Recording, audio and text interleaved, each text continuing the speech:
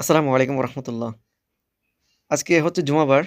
তো জুমা উপলক্ষে আমরা আজকে পাগড়ি পাগড়ি পরিধান করার চেষ্টা করি। প্রতি জুমাবারে পাগড়ি পরিধান করে আমরা চেষ্টা করি নামাজটি আদায় করতে।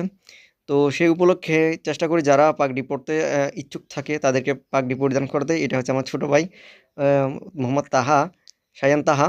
তো তাকে পাগড়ি পরিধান করছি। আজকে আমরা ৪-৫ জন পড়েছি। আমাদের বাড়ির ছেলে সবাই গাউছিয়া কমিটি মাসলাকে আলা হাদিস শাখার সৈনিকরা। তো এটা হচ্ছে মাহিন। তো আমিও পরিধান করেছি আলহামদুলিল্লাহ।